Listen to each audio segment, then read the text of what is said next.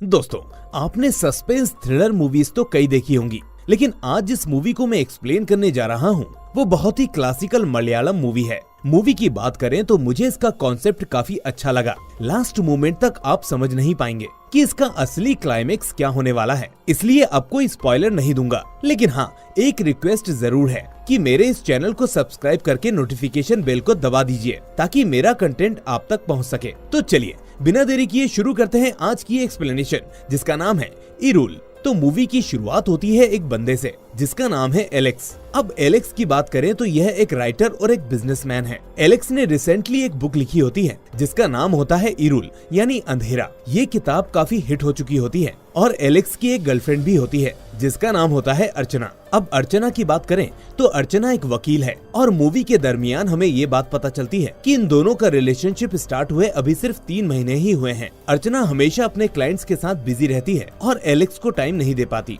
और जब ये दोनों कॉफी पीने के लिए बाहर जाते हैं तब भी अर्चना के पास उसकी फ्रेंड का कॉल आता है, जिसकी वजह से एलेक्स उससे नाराज हो जाता है और अपने घर चला जाता है। अब कुछ देर बाद अर्चना एलेक्स को कॉल करती है और उसे मनाने लगती है। अब फाइनली एलेक्स मान जाता है और फिर वो एक प्लान बनाता है। वो कहता है कि अगले हफ्ते हम एक ट्रिप पर चलेंगे जहाँ सिर्फ तुम और मैं होंगे और कोई भी अपना फोन लेकर नहीं आएगा। तो अर्चना भी एलेक्स की बात मान लेती है। अब कुछ दिनों बाद एलेक्स अर्चना को अपनी गाड़ी से कहीं दूर ले जाने लगता है और जैसा मैंने पहले कहा था, दोनों ही अपने साथ अपना फोन लेकर नहीं आते। अब रास्ते में जाते जाते अर्चना एलेक्स से पूछने लगती है कि एलेक्स, क्या तुम बता सकते हो कि हम कहाँ जा रहे हैं? तो वो कहने लगता है कि अगर मैंने बता दिया तो ये सरप्राइज कैसे होगा, इसलिए थोड़ा सब्र करो और देखती जाओ। अब कुछ दूर ड्राइविंग करने के बाद बहुत जबरदस्त बारिश होने लगती है और तभी इन दोनों की कार रुक जाती है। अब एलेक्स अपनी कार को चेक करने के लिए नीचे उतरता है, लेकिन उससे वो कार ठीक नहीं होती, इसलिए वो फिर से अपनी कार में आकर बैठ जाता है और दोनों आपस में बात करने लगते हैं कि आगे क्या करें। थोड़ी देर बाद एलेक्स को अपना फोन याद आता है और वो सोचता है कि मैकेनिक को कॉल करके बुला लेगा, लेकिन तभी अर्चना उसको याद दिलाती है कि क्या तुम भूल गए, हम अपने साथ फोन लेकर नहीं आए हैं। एलेक्स कहता है कि अरे हाँ, मैं तो भूल ही गया। तभी एलेक्स को थोड़ी दूर पर एक घर नजर आता है और वो अर्चना से कहने लगता है, हम यहाँ पर जा सकते हैं, वहाँ पर कोई तो होगा और वहाँ से हम मैकेनिक को कॉल भी कर सकते हैं। अर्चना इसके लिए मान जाती है और वो दोनों फिर उस घर के पास आ जाते हैं और उस घर का दरवाजा खटखटाते हैं। अब एक बार खटखटाने पर कोई बाहर नहीं आता तो वो दोनों वहीं वेट करने लगते हैं। कुछ देर गुजरने के बाद एलेक्स को लगता है कि ऐसे घरों में लोग अक्सर यहीं कहीं चाबी छुपा कर जाते हैं और इस तरह वो उस घर की चाबी को इधर उधर ढूंढने लगता है, पर अफसोस वहाँ कोई भी चाबी मौजूद नहीं होती। तभी ठीक उसी वक्त अचानक एक बंदा उस घर के बाहर आता है, जिसे देखकर एलेक्स बहुत घबरा जाता है। दोस्तों, यहाँ पर मैं आपको बता दूं कि आधी मूवी तक हमें इस बंदे का नाम नहीं पता चलता है। खैर, इस बंदे का नाम है उन्नी। जी हाँ, आपने सही सुना, उन्नी। अब ये दोनों उन्नी से पूछने लगते हैं कि आपके पास मोबाइल है? तो उन्नी कहता है कि मैं मोबाइल नहीं रखता। तो फिर अर्चना पूछने लगती है कि क्या आपके घर लैंडलाइन है? तो उन्नी कहने लगता है कि लैंडलाइन फोन तो जरूर है, लेकिन उसकी लाइन ज्यादातर आती जाती रहती है। आप लोग अंदर आ जाइए, मैं चेक करके देखता हूँ। अब घर के अंदर आने के बाद उन्नी उस फोन को चेक करके बताता है कि यह फोन तो डेड है, लेकिन फिर भी एलेक्स जब उस फोन को चेक करता है तो वो फोन असल में डेड ही होता है। अब उन्नी अर्चना को ऊपर कमरे में भेज देता है और कहता है कि आप भीग गई हैं, अपने कपड़े चेंज कर लीजिए। जब अर्चना अपने कपड़े चेंज करके नीचे आती है तो अर्चना उन्नी से पूछती है कि आप बुरा ना माने तो क्या आप मुझे बता सकते हैं कि ये कपड़े किसके हैं? तो उन्नी बताता है कि ये कपड़े मेरी माँ के हैं। इस तरह अर्चना उन्नी से अब उसके बारे में पूछने लगती है और तभी उन्नी अर्चना को चुप करा देता है और इन दोनों से कहने लगता है कि आप मेरे घर में गेस्ट हो, इसलिए सवाल पूछने का हक सिर्फ मेरा है। इस तरह से कहते हुए उन्नी उन दोनों से उनके बारे में पूछने लगता है और यहाँ हमें ये बात पता चलती है कि एलेक्स और अर्चना को मिले हुए अभी सिर्फ 3 महीने ही हुए हैं। और जैसा कि मैंने पहले कहा था कि अर्चना एक वकील है, तो उन्नी अर्चना से सच और झूठ के बारे में पूछने लगता है। तो यहाँ पर एक बेहतरीन पॉइंट है, मैं आपको बताता चलूं। अर्चना कहती है कि हर एक झूठ में कुछ न कुछ सच्चाई जरूर होती है और उसी तरह झूठ सच्चाई का मास्क होता है। उसके बाद उन्नी को ये बात पता चलती है कि एलेक्स एक राइटर है जिसने हाल ही में एक बुक लिखी है और उसका नाम है इरुल। ये सुनने के बाद उन्नी एलेक्स को उसकी बुक दिखाते हुए कहने लगता है कि मैं आपकी बुक पूरी पढ़ चुका हूँ। तो एलेक्स कहता है कि फिर आपका क्या ओपिनियन है उस स्टोरी के बारे में? तो उन्नी कहता है कि मैं आपकी कहानी से सेटिस्फाई नहीं हूँ। और यहाँ पर दोस्तों इस मूवी में मुझे ये चीज बहुत पसंद आई। मतलब यहाँ पर इन तीनों के बीच एलेक्स की बुक को लेकर एक बहुत ही लंबी कॉन्वर्सेशन होने लगती है और ये बातें तकरीबन 4 से 5 मिनट तक चलती हैं, बिना कोई कैमरा कट हुए। यहाँ पर हमें पता चलता है कि एलेक्स ने जो बुक लिखी है वो असल में एक रियल इंसिडेंट को लेकर लिखी है और वो कहानी एक सीरियल किलर की है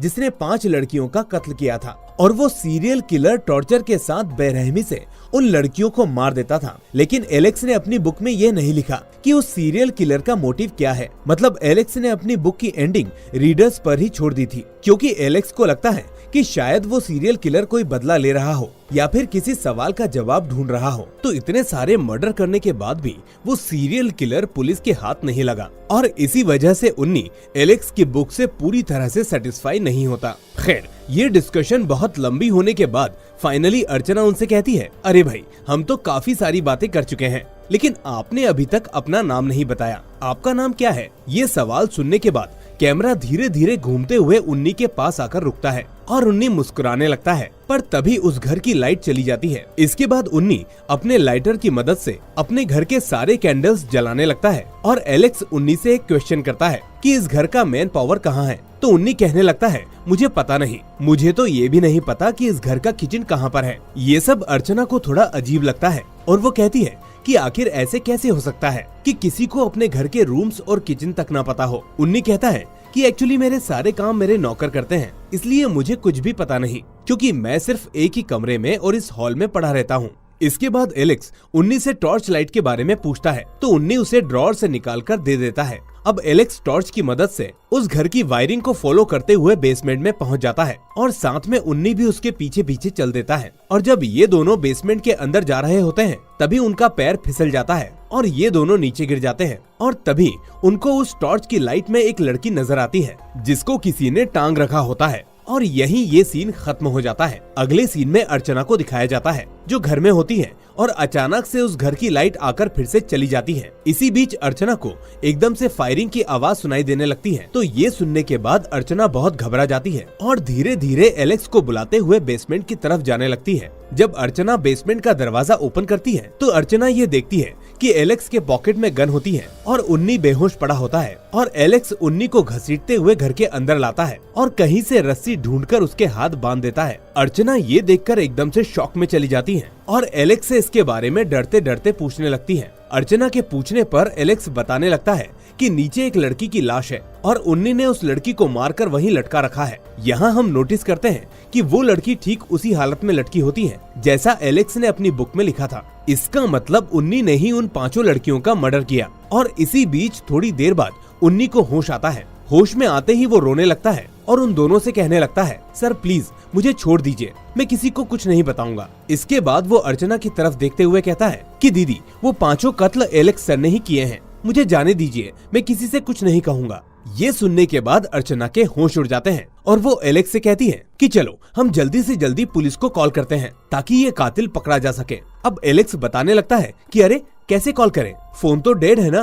तो उन्नी कहने लगता है, नहीं दीदी, फोन डेड नहीं है, मैंने ही उसकी केबल निकाल दी थी, आप चेक कीजिए और जल्दी से पुलिस को कॉल कीजिए। इसके बाद जब अर्चना उसको चेक करती है तो सच में वो केबल अनप्लग्ड होती है और अर्चना फौरन उसको अटैच करके पुलिस को कॉल करने ही वाली होती है कि तभी एलेक्स उसको ऐसा करने से रोक देता है। एलेक्स कहता है कि नहीं अर्चना, हमें पुलिस को अभी कॉल नहीं करना चाहिए, मुझे थोड़ा सोचने दो। लेकिन अर्चना उसकी बात नहीं मानती और वो फिर से पुलिस को कॉल करने की कोशिश करती है। अब इस बार एलेक्स गुस्से में आकर उस केबल को खींचकर तोड़ देता है और ऐसा होते ही उन्नी अर्चना से कहने लगता है, देखा मैडम, मैंने कहा था ना, अगर आपने पुलिस को कॉल किया तो एलेक्स फंस सकता है, इसीलिए वो तुमको कॉल करने से रोक रहा है। लेकिन तभी एलेक्स अर्चना को चेयर पर बिठाकर उसे समझाने लगता है, अर्चना तुम समझ नहीं रही हो, अगर मैंने पुलिस को कॉल किया तो मैं खुद भी फंस सकता हूँ। अर्चना कहती है कि अगर तुमने कुछ किया ही नहीं तो फंसोगे क्यों। अब समझाने पर भी वो नहीं मानती तो एलेक्स कहता है, ऐसा इसलिए क्योंकि ये मेरा ही घर है। ये सुनने के बाद अर्चना को बहुत बड़ा झटका लगता है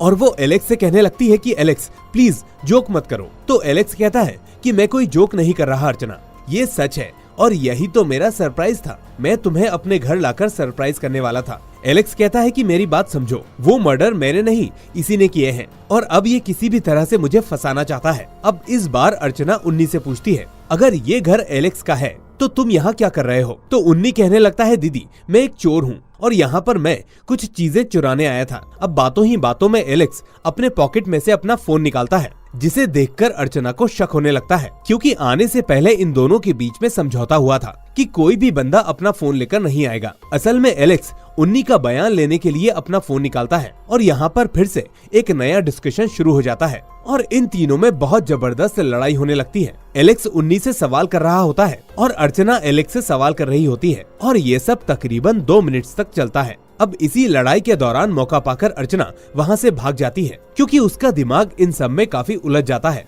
कि आखिर असली कातिल कौन है। तभी एलेक्स वहीं पर उन्नी को छोड़कर अर्चना को ढूंढने में लग जाता है। फिर बहुत देर इधर उधर देखने के बाद आखिरकार एलेक्स अर्चना को ढूंढ लेता है और उस वक्त अर्चना पुलिस को फोन करने की कोशिश कर रही होती है, लेकिन वहाँ पर नेटवर्क नहीं होता। ये देखकर एलेक्स अर्चना को समझाने लगता है कि अर्चना प्लीज मेरी बात सुनो, वो मुझे फंसा रहा है। सच में ये घर मेरा है, लेकिन वो मर्डर्स मैंने नहीं किए। ऐसा कहते हुए एलेक्स अपने पास रखी गन अर्चना के हाथ में रख देता है और उससे कहता है कि अगर अभी भी तुम्हें मुझ पर भरोसा नहीं तो तुमको जो अच्छा लगे वो करो। अब ये देखकर अर्चना को भरोसा होने लगता है कि एलेक्स ही सच बोल रहा है। पर थोड़ी देर बाद उस घर की लाइट आ जाती है और अर्चना उन्नी से पूछने लगती है, अगर तुम चोर हो तो तुम इस घर में क्या चीज चुराने आए थे? लेकिन उन्नी इसका जवाब देने के बजाय अर्चना से कहता है, अरे दीदी आप मुझसे क्या पूछ रही हो? आप पहले एलेक्स से पूछिए कि वो अपना फोन लेकर क्यों आया। तो अर्चना इस बारे में एलेक्स से पूछने लगती है तो वो बताता है कि अलार्म के लिए। मैंने अपने फोन में अलार्म लगा रखा था ताकि तुम्हें सरप्राइज देने के बाद सही समय पर प्रपोज कर सकूं।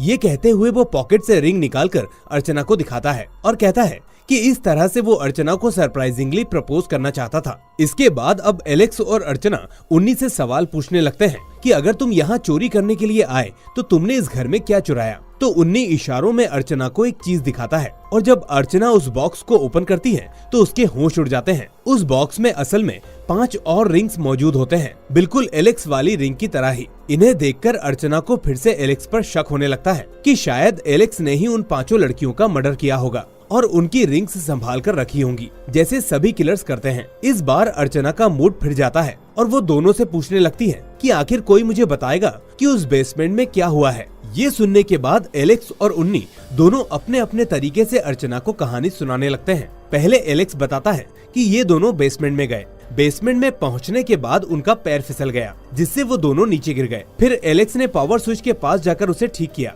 और घर की लाइट ऑन होते ही दोनों ने एक लड़की को वहां देखा। तभी उन्नी ने अपने पास से एक गन निकालकर पहले उस लड़की को शूट किया और फिर एलेक्स को मारने की कोशिश की, लेकिन एलेक्स ने उन्नी को पकड़कर उल्टा बेहोश कर दिया। ये सब सुनने के बाद उन्नी अर्चना से कहने लगता है जो कुछ भी सर ने कहा वो झूठ है। उसके बाद उन्नी अपने तरीके से अर्चना को कहानी बताने लगता है कि पहले ये दोनों बेसमेंट में गए, वहाँ पर उनका पैर फिसला तो दोनों नीचे गिर गए। उसके बाद एलेक्स ने उस घर का मेन स्विच ऑन किया और उन्होंने वहाँ पर एक लड़की की लाश देखी और तभी राज खुलने के डर से एलेक्स ने उन्नी पर हमला कर दिया। यहाँ पर आपने गौर किया कि इन दोनों कहानियों में एक छोटा सा डिफरेंस है। अगर आपने वो डिफरेंस पकड़ लिया है तो आप इस कहानी के क्लाइमेक्स को भी समझ चुके होंगे, लेकिन जिन लोगों को अभी तक ये समझ नहीं आया वो अब आगे देखिए। खैर, अब ये तीनों वापस बेसमेंट में उस लड़की को चेक करने के लिए जाते हैं जो अब तक खून बहने से मर चुकी होती है। यहाँ अर्चना को फिर से लगने लगता है कि एलेक्स ने ही उस लड़की को मारा है और एलेक्स फिर से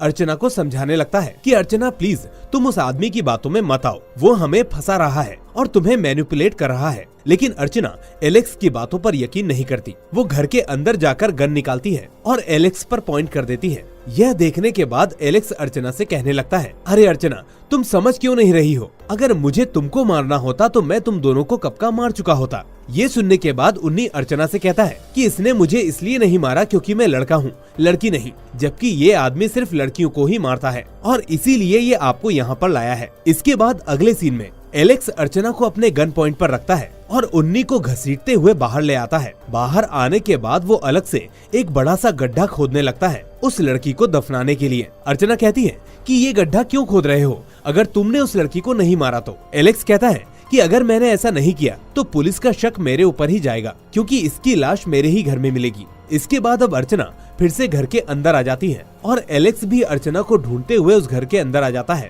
और एलेक्स फिर से अर्चना को समझाने लगता है कि प्लीज मेरी बात मानो। लेकिन उस वक्त अर्चना के हाथ में गन होती है और एलेक्स अर्चना के हाथ में से वो गन छीनने की कोशिश करता है और इसी हाथापाई के दौरान अर्चना गलती से एलेक्स को गोली मार देती है। जब एलेक्स को गोली लगती है तो वो झटपटाते हुए अर्चना से कहने लगता है, अर्चना प्लीज तुम यहाँ से जाओ, यहाँ से भागकर तुम अपनी जान बचाओ। पर तभी वहाँ उन्नी आ जाता है और धीरे धीरे अर्चना के हाथ की गन पकड़ने लगता है और धीरे से वो अर्चना से कहने लगता है कि सच्चाई जो एलेक्स ने मांगी और जवाब जो अर्चना ने मांगा वो मैं ही हूँ। मतलब ये कि उन्नी ही वो सीरियल किलर था जिसने उन 5 लड़कियों को मारा। इसके बाद सीन शिफ्ट होता है और हम देखते हैं टीवी न्यूज को, जहां पर ये न्यूज टेलीकास्ट होने लगती है कि किसी घर में 3 डेड बॉडीज पाए गए हैं। उनमें से एक मेल का था और 2 फीमेल के। इसके अलावा पुलिस का दावा था कि वहां पर एक और बंदा था और वही सीरियल किलर है जो अब तक तकरीबन 8 मर्डर्स कर चुका है और पुलिस अभी भी उसकी तलाश में है, जबकि किसी ने उसका चेहरा अभी तक नहीं देखा है। और इसी के साथ होता है इस सस्पेंस थ्रिलर मूवी का दी एंड। तो दोस्तों आपको ये मूवी कैसी लगी मुझे कमेंट करके जरूर बताएं। साथ ही अगर आप नए हैं तो चैनल को सब्सक्राइब करके नोटिफिकेशन बेल को भी दबा दें। इस वीडियो को लाइक और दोस्तों के साथ शेयर करना मत भूलना। अब मैं मिलूंगा आपसे अगली ऐसी ही मूवी के साथ। Till then take care and thanks for watching.